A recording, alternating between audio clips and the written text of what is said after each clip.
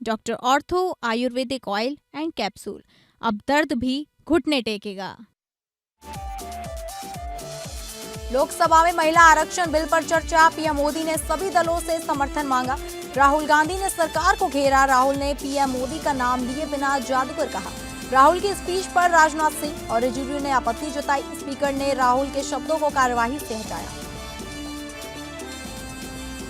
हरिवंश निर्विरोध राज्यसभा के उप सभापति चुने गए। पहली बार मनोनीत सदस्य को उप सभापति का पद मिला। पीएम ने हरिवंश की तारीफ की, बोले सदन को उन पर गहरा भरोसा। बिहार में जनगणना 2027 का शंखनाद, सीएम सम्राट चौधरी ने जनगणना 2027 का शुभारंभ किया। नागरिक खुद भी दर्ज कर सकेंगे अपनी जानकारी। बस्ती में मासूम को जलते तंदूर में फेंका। शादी समारोह में कैटरिंग ठेकेदार ने पार की क्रूरता की हद। बार बार रसगुल्ला मांगने पर जलते तंदूर में फेंका। गंभीर हालत में जिंदगी और मौत से जूझ रहा मासूम।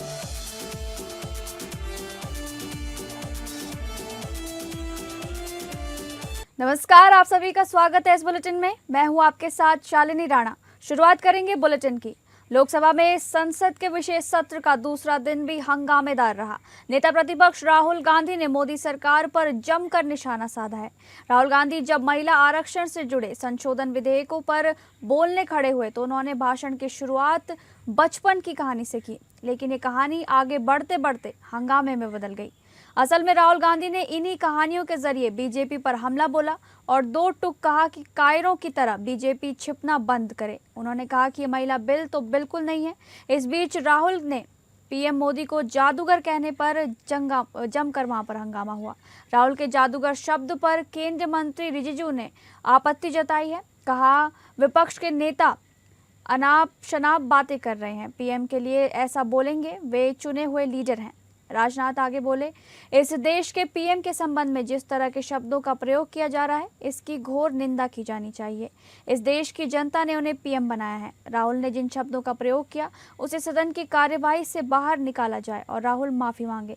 वहीं लोकसभा में महिला आरक्षण को लेकर चल रही चर्चा के दौरान भाजपा सांसद निशिकांत दुबे ने राहुल गांधी और कांग्रेस पर तीखा प्रहार किया। उन्होंने कहा कि मुझे लगा कि कांग्रेस के जो लीडर हैं उनका जो भाषण है वो एक शो जैसा था, जैसा कि माइकल जैक्सन का। अपने संबोधन में दुबे ने 17 अप्रैल की तारीख का उल्लेख करते हुए कांग्रेस के अतीत पर भी सवाल उठाए। उन्होंने कहा कि इसी दिन वर्ष 1987 में तत्कालीन प्रधानमंत्री राजीव गांधी पर बोफोर्स मामले पर लेकर आरोप लगे थे, जिसने देश की राजनीति में बड़ा विवाद खड़ा किया था।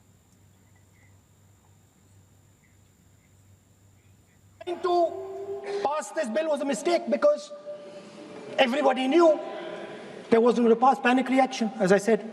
So I was watching him and I noticed on my phone 16th of April. And I was like, my God, how crazy. That's the number. 16. This 16 number. This is the number. The whole answer to the riddle is in the number 16. इस देश के प्रधानमंत्री के संबंध में जिस प्रकार के शब्दों का प्रयोग नेता प्रतिपक्ष के द्वारा किया जा रहा है, मैं समझता हूं यह बेहद दुर्भाग्यपूर्ण है और इसकी जितनी भी निंदा की जाए वह कम है। इस देश की जनता ने उन्हें प्रधानमंत्री बनाया है। हमारे दल को इतनी स्ट्रेंथ दी है जिससे स्ट्रेंथ के कारण वह प्रधानमंत्री बने। या किसी व्यक्ति का यह अपमान नहीं कर रहे हैं बार बार मैजिशियन कहकर। Don't ask, I'm not yielding. You have made a Speaker, sir, I'm not yielding. misleading statement. I have to make clarification. Speaker, sir, I'm not yielding. But sir, Sri Rahul Gandhi ji is talking about reservation in assemblies and parliament for OBC and for religious minorities. That is not permissible.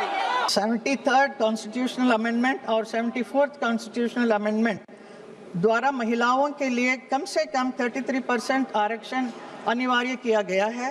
बाद में कई राज्यों ने इसे बढ़ाकर 50% कर दिया है। पहले स्थानीय शासन में महिलाओं की उपस्थिति बहुत कम थी। अब वो सरपंच, पार्षद और मेयर के रूप में सक्रिय हैं और बहुत बढ़िया काम कर रही हैं हर क्षेत्र में। That could tear at the very fabric of our federalism. We must be candid about what is at stake when constituencies are redrawn based on either current population figures or even the 2011 census. Let's face it, sir, delimitation requires serious discussion. We face a profound demographic divergence. There are at least three major fault lines in our country, sir. First, the balance between small states and big states. Second, the balance between states, particularly in the south like Tamil Nadu or Kerala. 543 की बहुत बात हो रही है, ये संविधान से चलता है ये देश सर। सबसे पहले मैं कास्ट सेंसस पर आ जाऊं।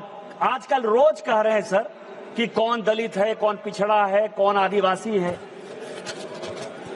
सर, इस देश में सबसे यदि मजबूत कोई बिजनेसमैन है जिसकी की बहुत इज्जत है तो वो टाटा परिवार है। और राहुल गांधी जी को यही नहीं पता कि टाटा माइनॉरिटी है। वेदांता के मालिक अनिल अग्रवाल जी ओबीसी हैं। सुजलॉन के मालिक तुलसी ताती शेड्यूल कास्ट। और मैं आपको बता दूं सर कि बहुत बड़ा ग्रुप है माइकल सेन, उसका जो सीईओ है वो अरुण उरांव आदिवासी। हरिवंश नारायण सिंह तीसरी बार राज्यसभा के उपसभापति बने हैं। उन्हें शुक्रवार को निर्विरोध चुना गया है। विपक्ष की ओर से कोई नाम नहीं आया था। पहली बार किसी मनोनीत सदस्य को राज्यसभा का उपसभापति चुना गया है। हरिवंश के समर्थन में राज्यसभा सचिवालय को 5 प्रस्ताव मिले। सदन के नेता जेपी नड्डा ने पहला प्रस्ताव रखा, जबकि दूसरा प्रस्ताव नितिन नवीन ने दिया। पीएम मोदी ने कहा कि लगातार तीसरी बार उपसभापति चुना जाना इस बात का प्रमाण है कि सदन को आप पर गहरा भरोसा है। बीते समय में आपके अनुभव का सदन को लाभ मिला है। आपने सभी को साथ लेकर चलने की कोशिश की है। हरिवंश नारायण सिंह पत्रकार से नेता बने। उन्होंने जेडीयू की तरफ से राज्यसभा में बिहार का प्रतिनिधित्व किया। 2018 में पहली बार राज्यसभा के उपसभापति बने। इसके बाद 2020 में दोबारा चुने गए। राज्यसभा के उपसभापति पद के लिए एनडीए ने हरिवंश नारायण सिंह को उम्मीदवार बनाया था। उन्हें लगातार तीसरी बार उपाध्यक्ष चुना गया है। दरअसल विपक्ष ने लोकसभा उपाध्यक्ष का पद रिक्त होने और परामर्श की कमी का आरोप लगाते हुए इस चुनाव का बहिष्कार किया। ऐसे में शुक्रवार सुबह 11 बजे शुरू हुई प्रक्रिया में हरिवंश को निर्विरोध निर्वाचित घोषित किया गया।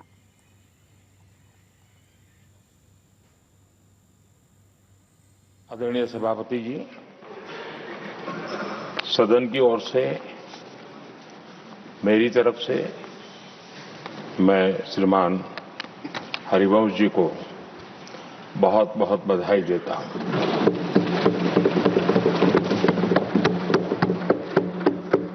और शुभकामनाएं भी देता हूं।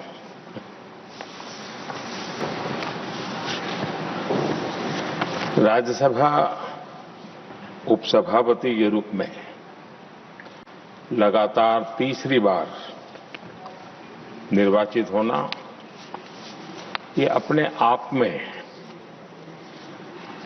इस सदन का आपके प्रति जो गहरा विश्वास है और बीते हुए कालखंड में आपके अनुभव का जो सदन को लाभ मिला है, सबको साथ लेकर चलने का आपका जो प्रयास रहा है, उसको एक प्रकार से सदन ने आज एक मोहर लगा दी है। बिहार की राजधानी पटना में जेपी गंगा पथ के किनारे नारी शक्ति वंदन अधिनियम का भव्य आयोजन किया गया। इस कार्यक्रम में बिहार के मुख्यमंत्री सम्राट चौधरी ने मुख्य अतिथि के रूप में शिरकत की।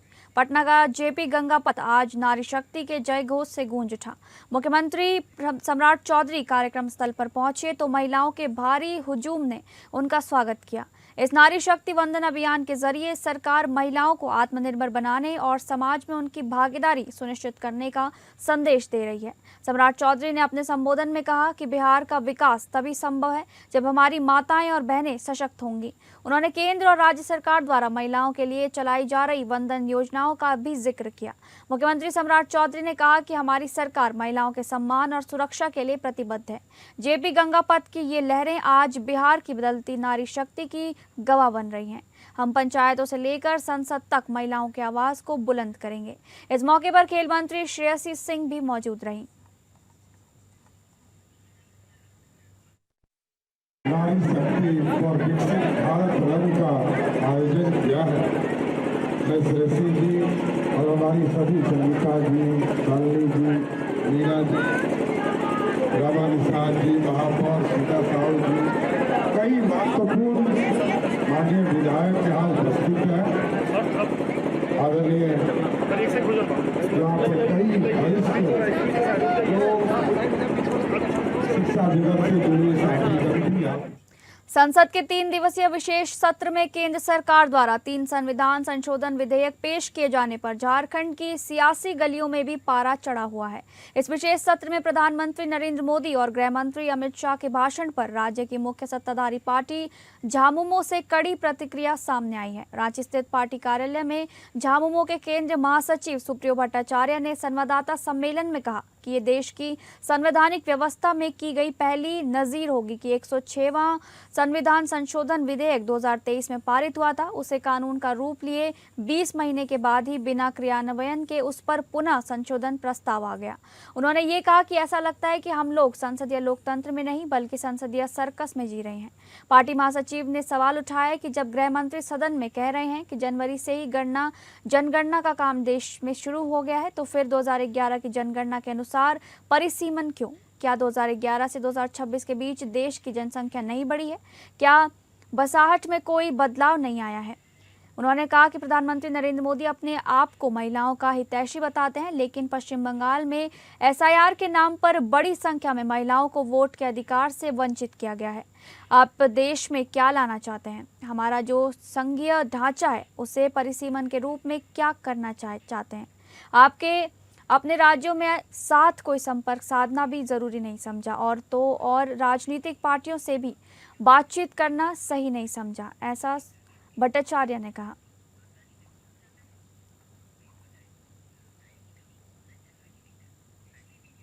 छत्तीसगढ़ के उप मुख्यमंत्री अरुण साव ने महिला आरक्षण को लेकर बड़ा बयान दिया है। उन्होंने कहा कि महिला आरक्षण विधेयक देश में एक ऐतिहासिक और युगांतकारी बदलाव लाने वाला कदम है। उन्होंने बताया कि इस विधेयक पर 18 तारीख तक चर्चा होगी और इसके सर्वसम्मति से पारित होने की उम्मीद है।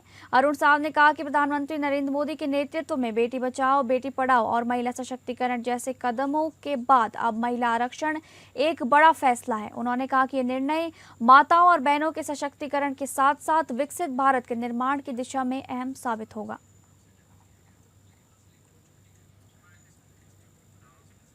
मुख्यमंत्री सम्राट चौधरी ने आज दुनिया के सबसे बड़े प्रशासनिक और सांख्यिकीय अभियान यानी भारत की जनगणना 2027 का बिहार में औपचारिक शुभारंभ कर दिया है।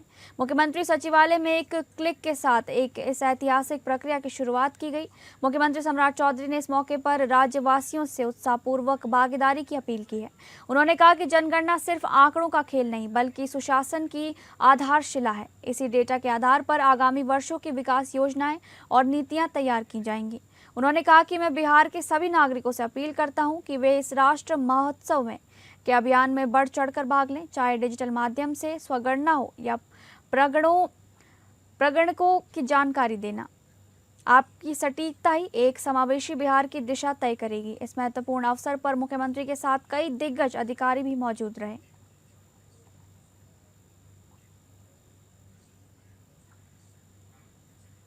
छत्तीसगढ़ में उप मुख्यमंत्री विजय शर्मा ने बस्तर में बदलते हालात और नक्सलवाद को लेकर अहम बयान दिया है। उन्होंने कहा कि बस्तर का माहौल अब पूरी तरह बदल चुका है और क्षेत्र में शांति और विकास की नई तस्वीर उभर रही है। विजय शर्मा ने बताया कि जहां पहले सुरक्षा का माहौल रहता था, अब वहां लोग खुले तौर पर त्योहार, मेले और मड़ई मना रहे हैं। उन्होंने कहा कि सरकार की योजना है कि विकास कार्यों को गांव-गांव तक पहुंचाया जाए, जिसमें स्वास्थ्य, शिक्षा और जनगणना जैसे अहम काम अंतिम गांव तक पहुंचेंगे। उप मुख्यमंत्री ने कहा कि आने वाले समय में बस्तर को पूरी तरह नक्सलवाद से मुक्त किया जाएगा और वाइब्रेंट बस्तर विलेज की अवधारणा पर काम किया जाएगा। महिला आरक्षण पर उन्होंने कहा कि आधी आबादी को 33% आरक्षण मिलना न्याय संगत है। इससे लोकतंत्र और मजबूत होगा। साथ ही सरकार जनता के बीच जाकर उनकी समस्याओं का समाधान कर सुशासन को आगे बढ़ा रही है। बस्तर में अभी उत्सव का समय है, कुछ दिनों तक ही अभी मेला मड़ई चले, उन मेला मड़ई में रंगत आई है, उसमें रंग आया है। इस बार लोग बस्तर के चौराहों पर गांव में हंसने लगे हैं, खुलकर बदल गया है बस्तर। बस्तर में अब चाहे वो जनगणना का विषय हो, स्वास्थ्य का विषय हो, शिक्षा का विषय हो, अन्य जो विकास के कार्य हैं वो गाँव तक जा पाएगा। आने वाले कुछ ही समय में हम लोग भी योजना बना करके बस्तर के अंतिम गांव तक, जिसको वाइब्रेंट बस्तर विलेज नाम दे करके वहां तक पहुंचेंगे, अर्थात वो गांव उसके ठीक बाद दूसरा प्रदेश लग जाएगा। मुख्यमंत्री योगी आदित्यनाथ ने गोरखपुर प्रवास के दौरान लगातार दूसरे दिन शुक्रवार सुबह गोरखनाथ मंदिर में आयोजित जनता दर्शन में लोगों से मुलाकात कर उनकी समस्याएं सुनी। मुख्यमंत्री ने अधिकारियों को निर्देशित किया कि जनता की समस्याओं पर त्वरित संवेदनशीलता दिखाएं, समस्या से जुड़ी शिकायत पर तेजी से कार्रवाई करते हुए गुणवत्तापूर्ण व संतुष्टिपरक समाधान सुनिश्चित कराएं। जनता दर्शन कार्यक्रम में पहुंचे लोगों को मुख्यमंत्री ने आश्वासित करते हुए कहा, घबराइए मत, सरकार आपकी हर समस्या पर प्रभावी समाधान सुनिश्चित कराएगी।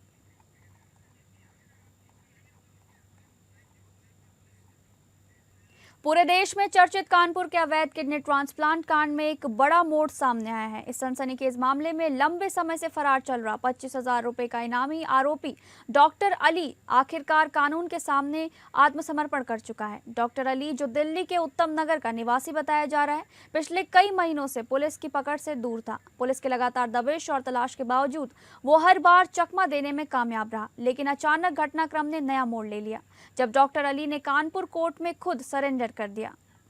कानपुर में हुए बहुचर्चित अवैध किडनी ट्रांसप्लांट कांड में एक नया मोड़ आया है।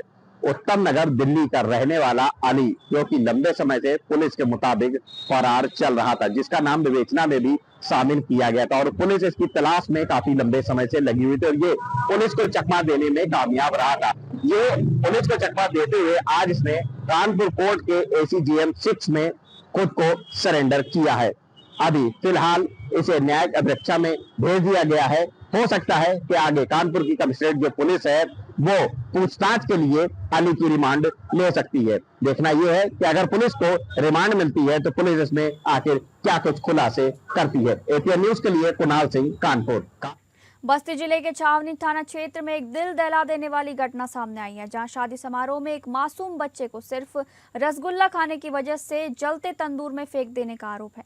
जलने की वजह से बच्चा गंभीर हालत में जिंदगी और मौत से जूझ रहा है, जिसको इलाज के लिए लखनऊ मेडिकल कॉलेज भेजा गया है। बता दें, छावनी थाना क्षेत्र के मलौली गोसाई गांव में एक विवाह समारोह के दौरान दिल दहला देने वाली घटना सामने आई है, जहां महज एक रसगुल्ले के विवाद में कैटरिंग ठेकेदार ने क्रूरता की सारी हदें पार करते हुए एक 11 वर्षीय बालक को जलते हुए तंदूर में फेंक दिया।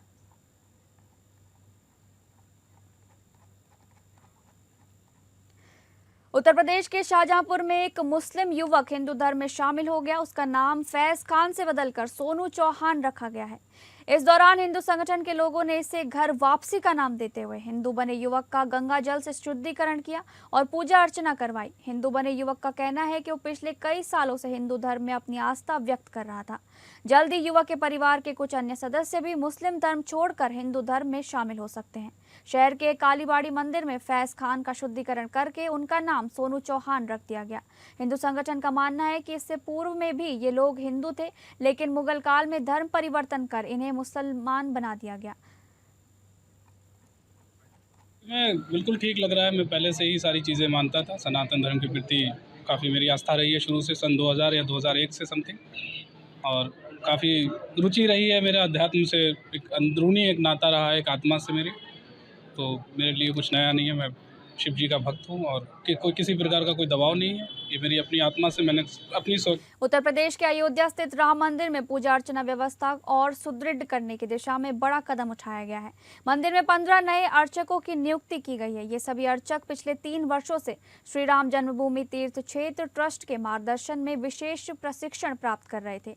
अब प्रशिक्षण पूरा होने पर बाद इन बचुकों को मंदिर परिसर में सेवा का अवसर दिया जाएगा। जानकारी के मुताबिक इन्हें राम मंदिर परिसर के परकोटे समेत कुल 16 मंदिरों में तैनात किया जाएगा।